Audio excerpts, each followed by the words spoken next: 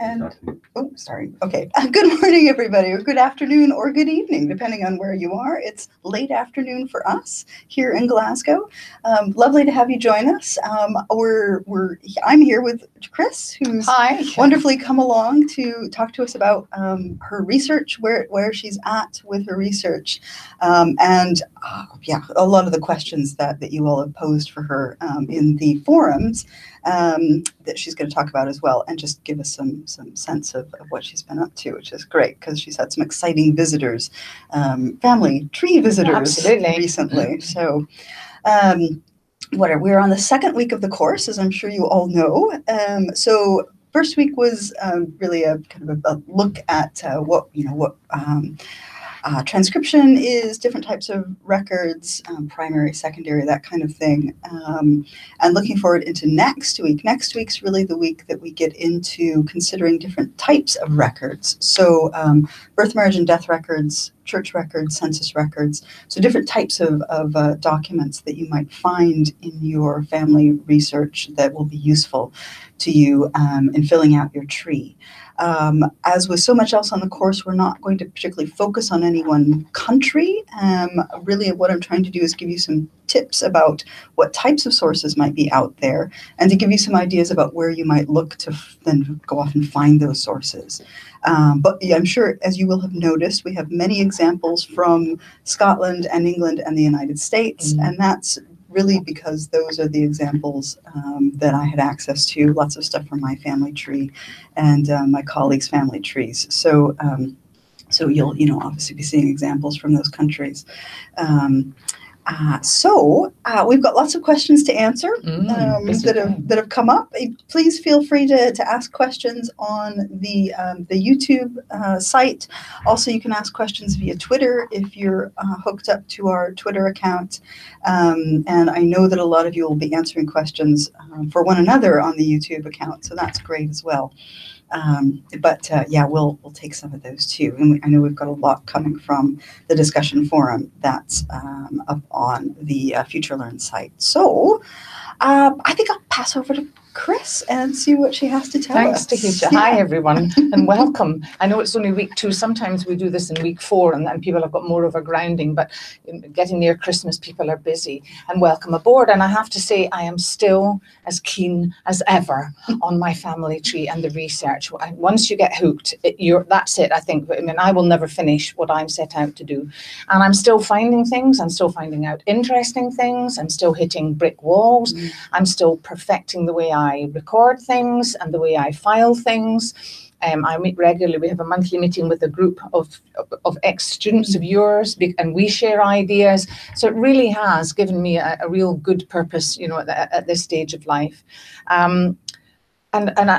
So really, since the course, and I can't really tell you what's coming up in the videos because it's quite interesting, but I've done a lot more research, and just after the summer, I met with a couple from Australia who were from the first marriage of my great-grandfather, and that was a complete fluke that I found them.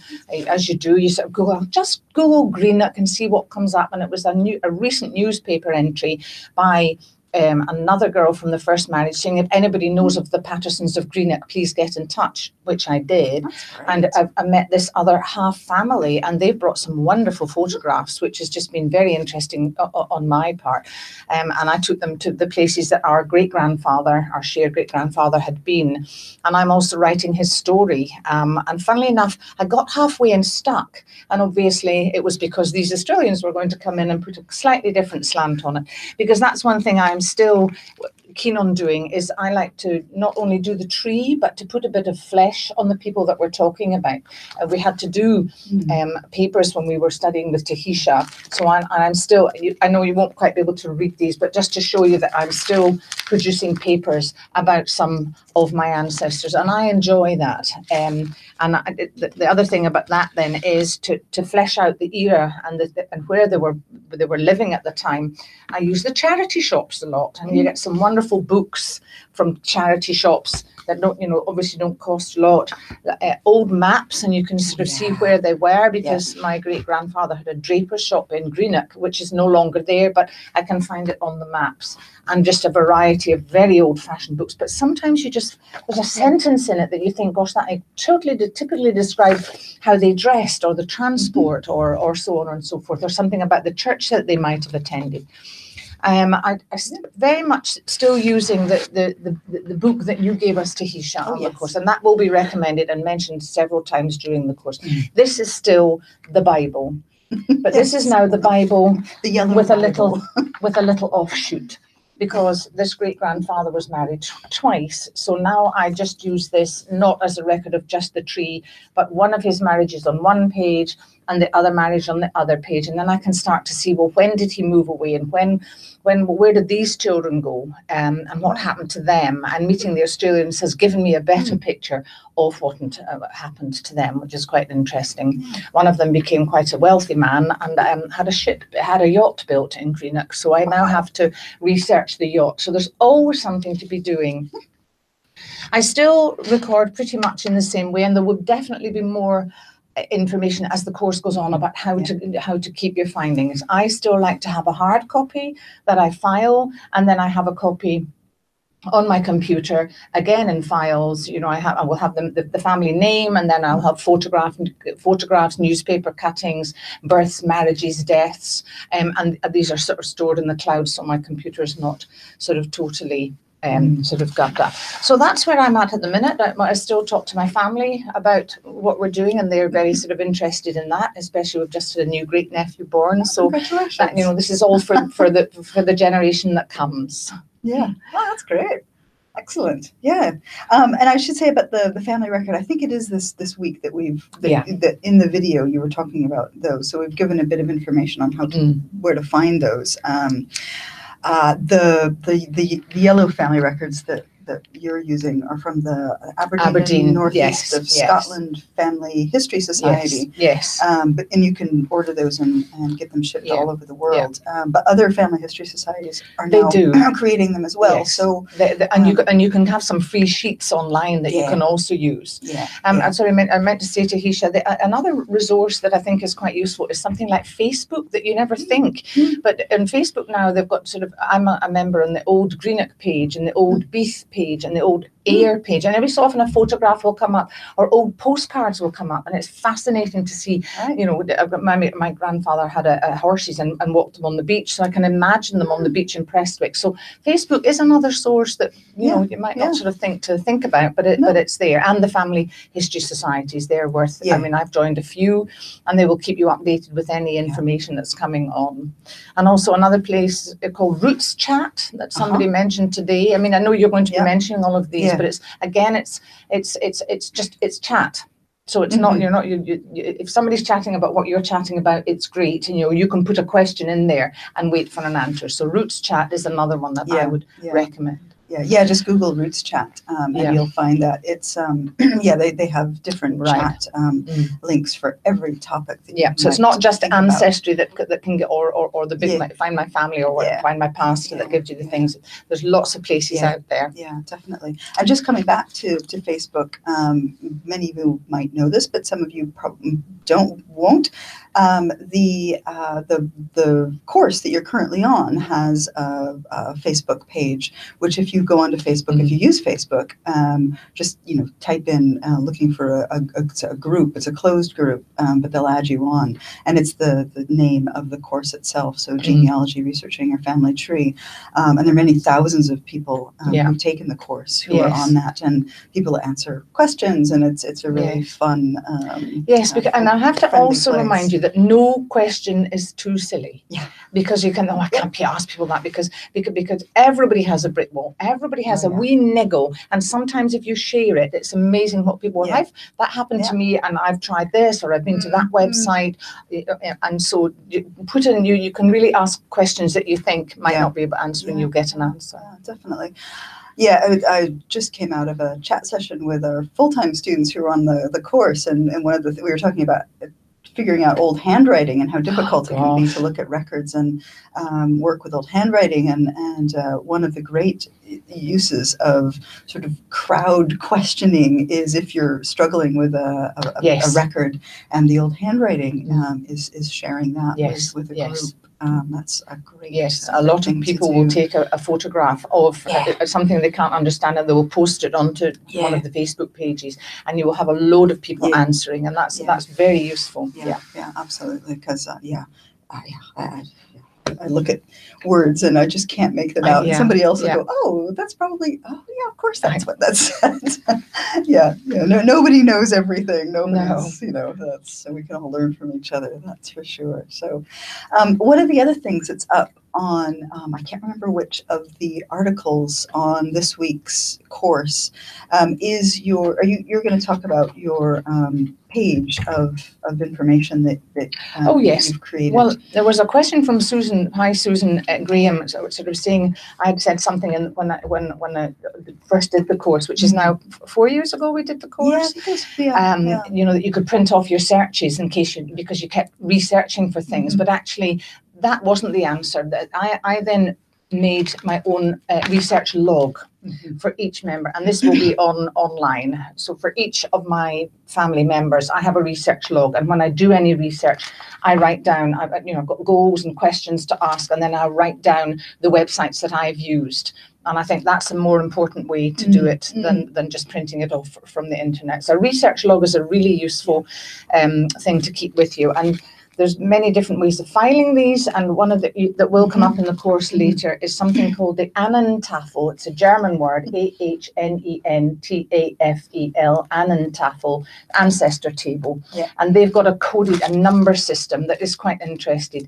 And some of the websites that you can use to start building your family tree will give you a printout of the Ahnentafel numbers.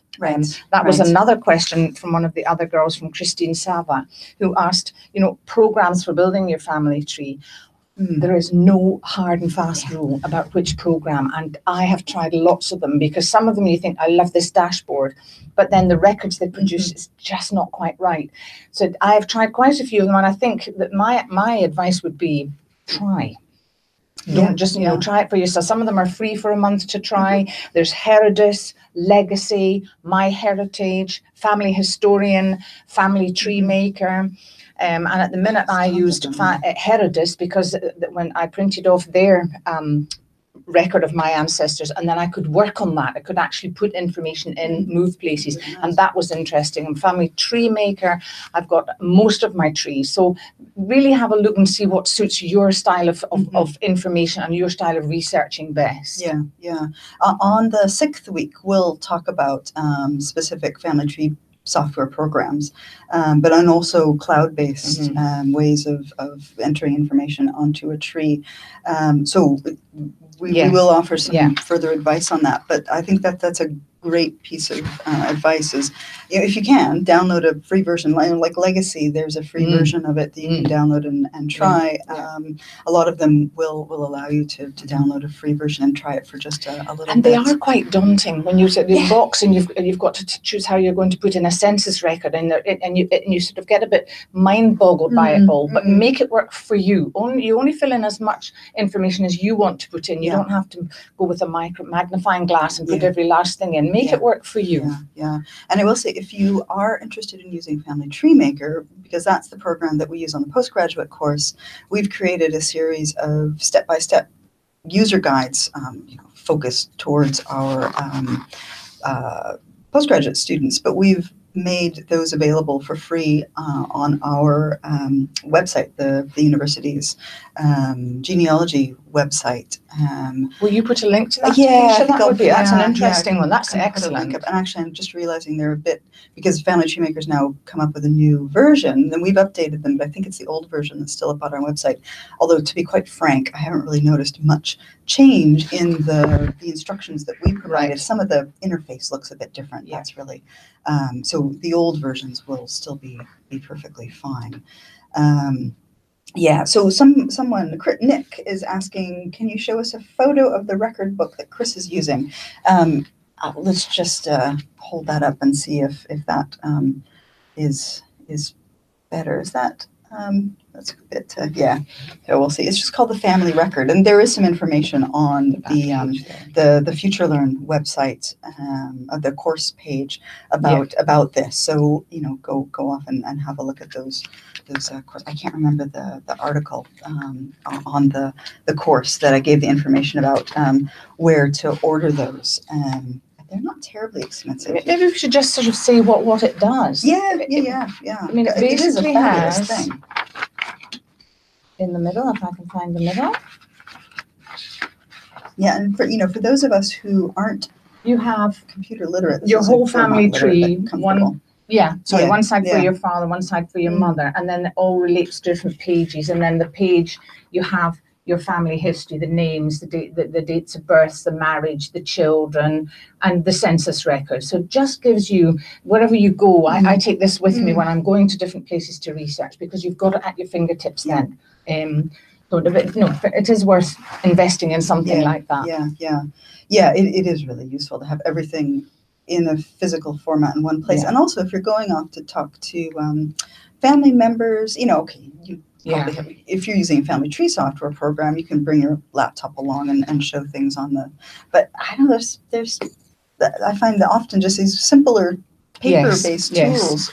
Well, if we're going for other libraries, that's easier. For me, just if we're going down to Ayr, I'll take that into the library and look at the valuation records, or I'll look at the census records, and I've got my information that I need there. Yeah. It's like, did I get that birth date right? Oh, well, I'll just look at my family record, because you can't remember everything. I certainly can't. That's definitely true. Let's see. That's right. So we'll come, because there's more questions for Chris, but I just wanted to pop off a couple of these questions that other folks. So Patricia was curious about, she was wondering if there's any way to find passenger lists for people emigrating from Ireland and arriving in the United Kingdom. And the answer is sadly not really, because they're really the boats that go back and forth from Ireland to the UK are really like ferries. They're not, it was the same country for large periods of it's Ireland's existence. So there weren't passenger lists kept. It was just like hopping on a regular ferry and going across. So you're not really getting passenger lists going out of the United Kingdom or Ireland for that matter until about 1890, because that's when the UK government started keeping records of people emigrating.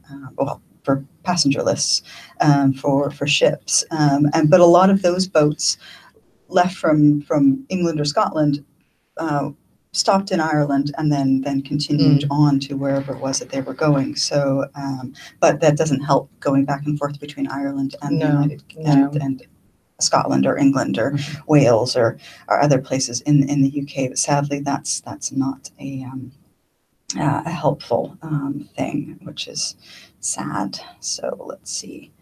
Danielle's just asked, a suggestion of what to do about a contradiction of 10 years of a birth date between a death certificate and a headstone. I would tend to rely on the death certificate instead of the headstone. I have seen so many irregularities in dates on headstones. I mean, it just takes, the stonemason misreading while they're chipping away. I would definitely go more for the death certificate than the headstone. You might also look for corroboration. Perhaps in a newspaper, find a death notice. Look for that type of corroboration. If the person had a probate record, then the probate records will give death dates. So you might try another record. I mean, it's possible that the death certificate is wrong, but it's much more unlikely. 10 years is a big difference. So, but that's and you might also think, well, do you have the right person? If it's a common name, might not be the right person. Although, anyway, there's but it might be, and they just might have gotten it wrong. So, Dates terrible. I mean, the inaccuracies on all the records. Yeah. You have to sometimes kind of just bend. Yeah. You know, but as you say, corroboration is the big thing. If you think you've in a census record, I've got a problem with families and names being misspelt, and I have to corroborate roundabout. Yes, that's definitely where they were living, and that's definitely the family, and that's where they went next.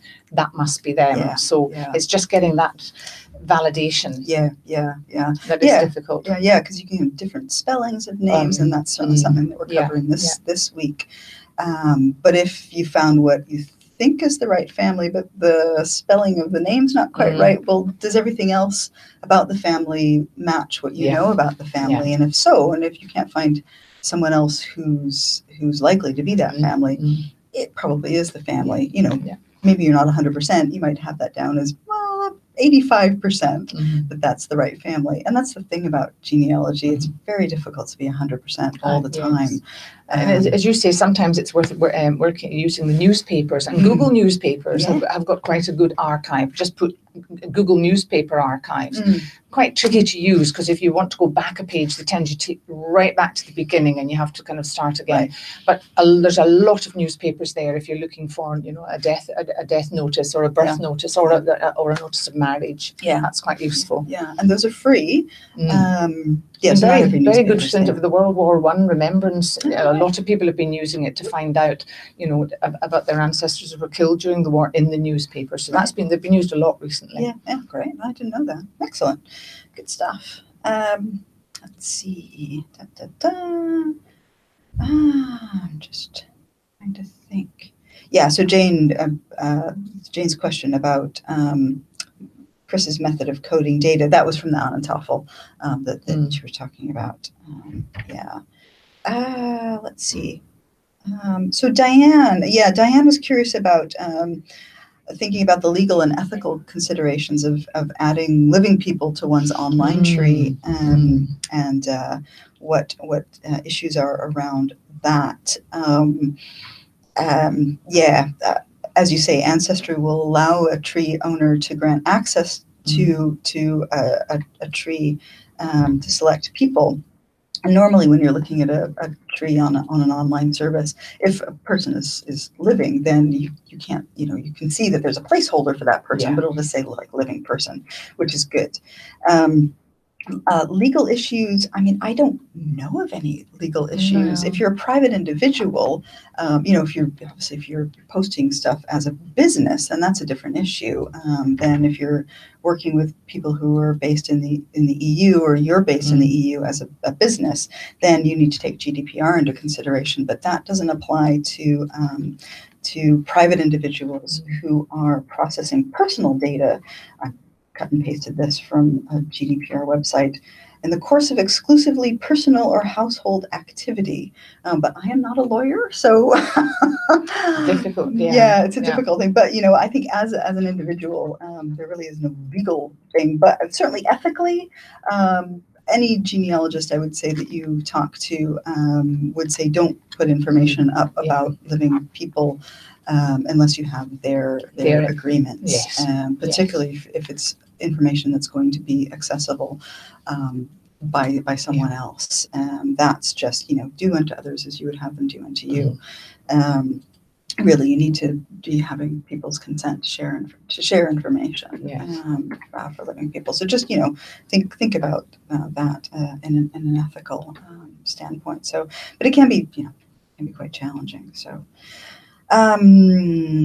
Let's see. Now, what I've been trying to do on the course comments sections is to answer some of the questions that have been coming in, particularly where there's websites that I want to suggest. So if you asked a question or were interested in a question, like you take the go back and have a look at I think it's 2.16, the question forum for the live stream, because I've answered quite a few questions and provided some links within those. But I wanted to talk about some of those. Christine had a number of questions. Actually, she had a number of questions for you, Chris, which we talked about the programs. Yeah. Maybe I should cut and paste those. Yeah. Oh, well, one of the questions she was asking about is the library a better place to research? I think she was curious about your look for naturalization records. Oh, for the that you were yes, the visit to the doing. library. Yeah, the visit to the library. Yes. And do you want to talk about how? Because I know, well, that I think you were accessing those through Ancestry, but it was No, it was Scotland's People. the naturalization records. Yes, I went to use. Records? Yes, I found it through Scotland's People. The naturalization records. Are you sure? I'm sure I did. I don't think they had naturalization records. I know Ancestry does. Anyway.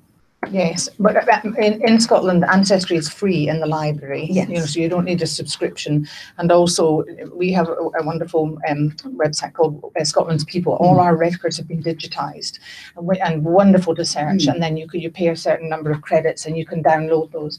But you can have a whole day in the library with Scotland's People.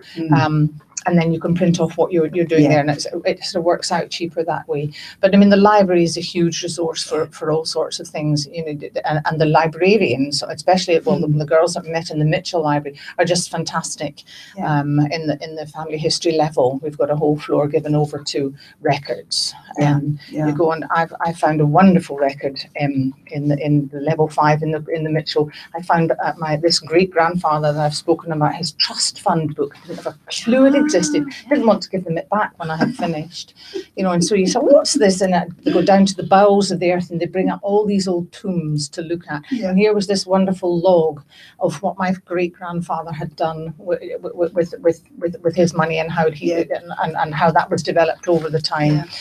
So libraries, and I found that by looking in the index. I thought, I'll just look for Patterson in the index, and there was his name, and there was another couple of bits and pieces as well. So I would just use every source you can. But the Mitchell, the library, I think, for Ancestry to access free, and also for Scotland's People, you can have a whole day with Scotland's People when you've got a lot of questions to ask. And I will check where I got the naturalisation from. I can't remember. I could have sworn that you were. Anyway, that's a minor and also thing. the newspapers. The girls are very helpful if you've got if you want a copy of a newspaper, or you want to look in an old newspaper. You don't have to always use a microfiche these days. And also the book resources are phenomenal as well. I mean, we are really lucky in Glasgow in that we have the Mitchell, which includes both the library side of the Family History Centre, but the city archives are also phenomenal. But that's our local one. But what I would say is in your local area, there's hopefully something that will be equally or almost or maybe even better available to you. And I think the thing to say is that while there are a huge number of records that have now been digitized and are available through online databases like MyHeritage and Scotland's People, etc., that's just the tip of the iceberg. There are so many records that have not been digitized and will never be digitized.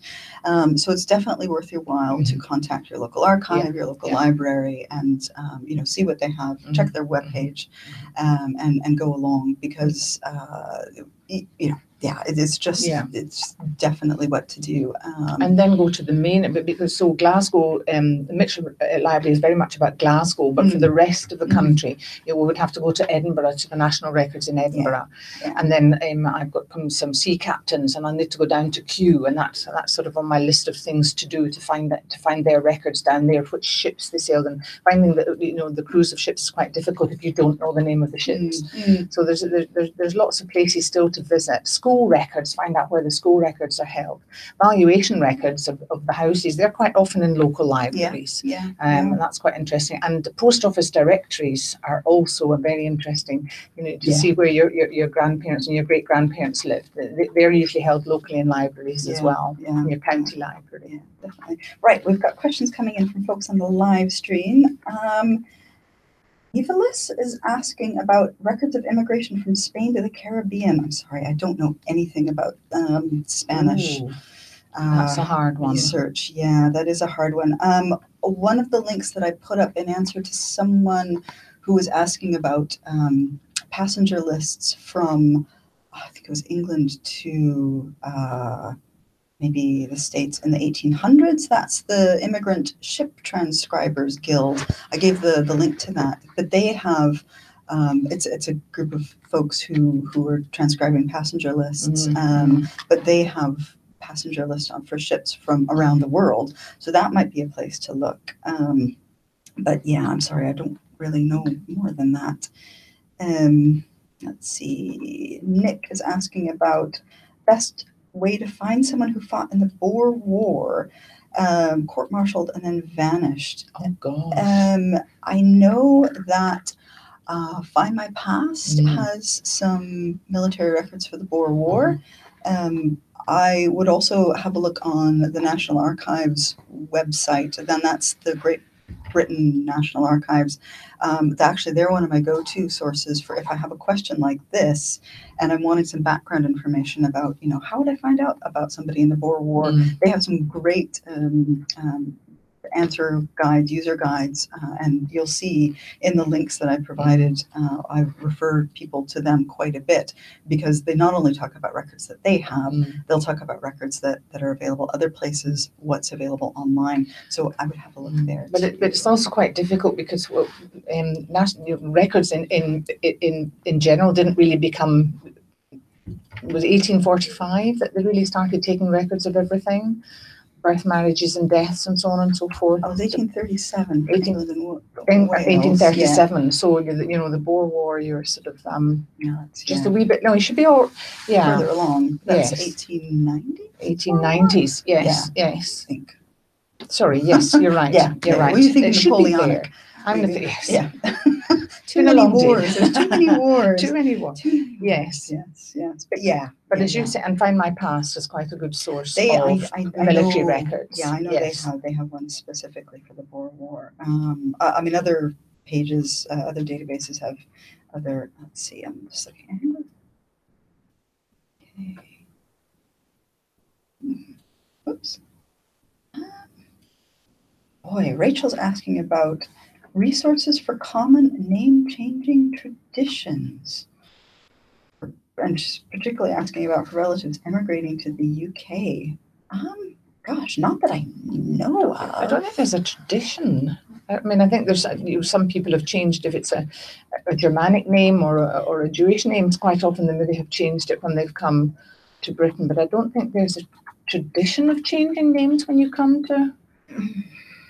Oh, I was also curious about resources.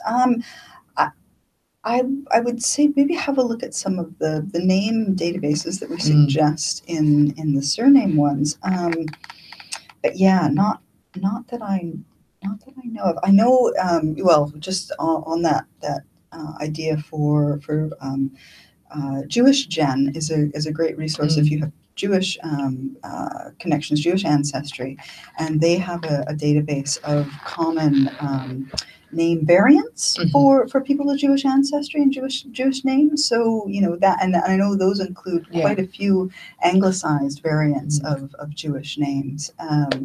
There's the the Anglo-German Family History Society. I've not got that quite right. But they're based in the UK, and I think they might have a bit of information for people who have people who've come over. Yeah, if you Google them, you'll come up with their website. They have a nice website, and they've published a couple of really useful books on German immigration into. But yeah, I'm not sure about the other thing. Let's see.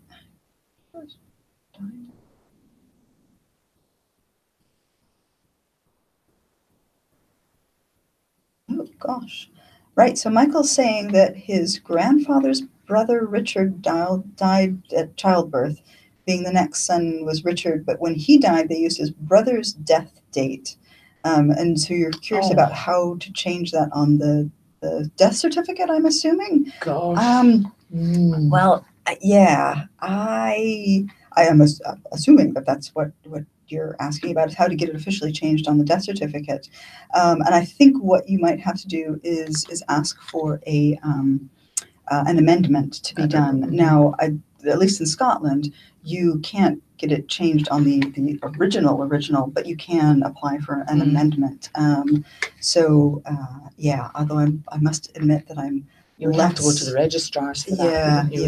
They're the only people that could legitimately change something. And I think, I suppose you'd have to have evidence. Mm-hmm. But I mean, that's not uncommon when one child with a name died, that the next child has that same name. But that's a shame that they've used the old death certificate. That's good luck with that. That's a brick wall. Yes. Nick's asking, yes, that's quite correct. Chris's yellow record book is the one sold by the Aberdeen and North East Scotland Family History Society. Yes, indeed. Jess is asking about, with a lot of information being available online nowadays, what's the best way to approach and get the most out of going to an actual records office? Okay, well, I'm just starting to do this. Thank you. We've got 5 minutes left. Gosh, you guys have such great questions. I'm just starting to do this because I've just started a PhD.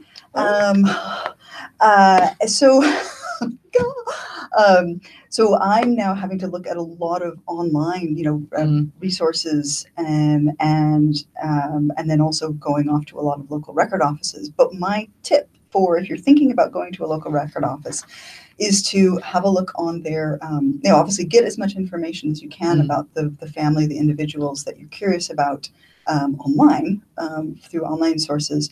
Then have a look at the website, and if the record office has an online catalog, look on the online catalog for the name, the area, perhaps if you're interested, if you know a business that they worked in, see if that archive has records for the business. Basically just gather as much background information about the record office that you're going to as possible. And write your list of questions down, or the list of the things that you want, because I guarantee you will get anything. What was it I wanted to, you'll be overwhelmed by something. So write down exactly what you want to see.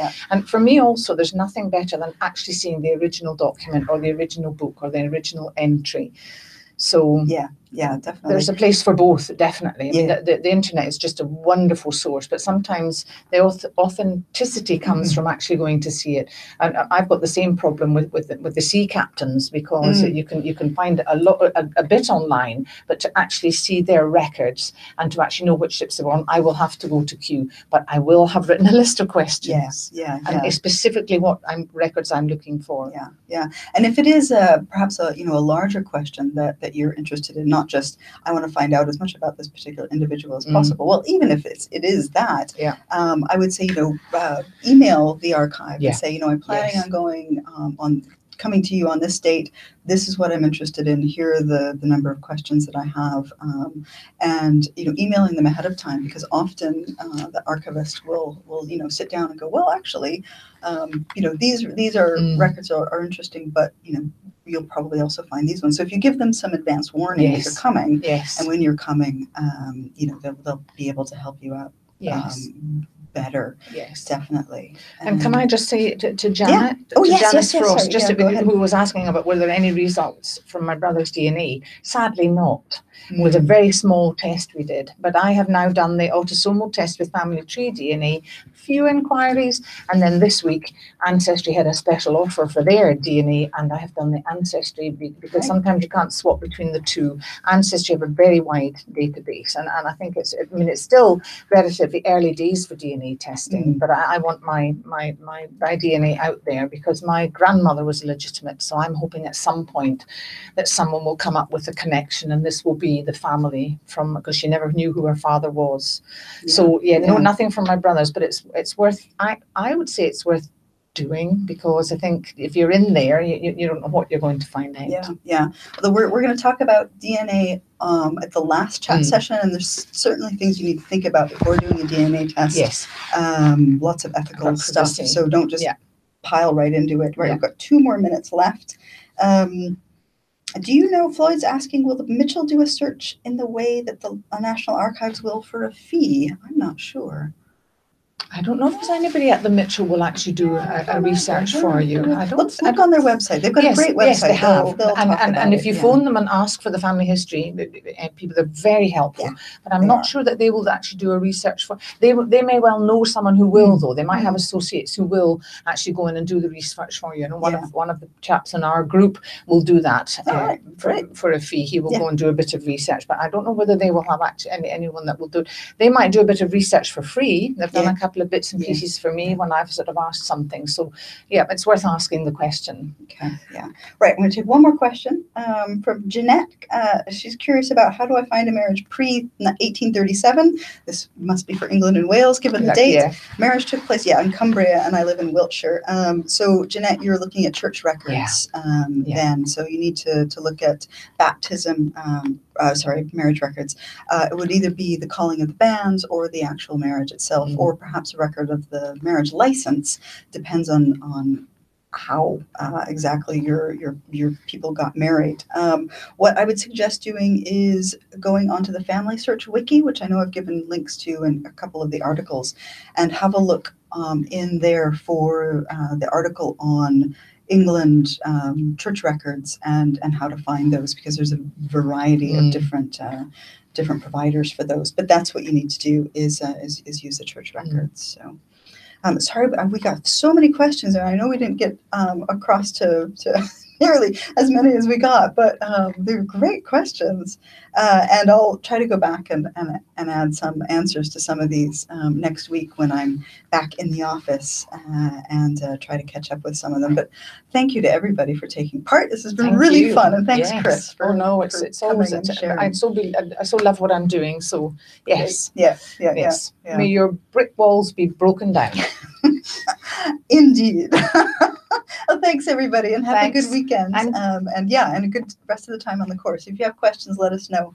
And I'll see you on the 6th week chat session if you want to join us then. And I'll be joined by Graham Holton on that session. So great. Thanks everybody. Bye.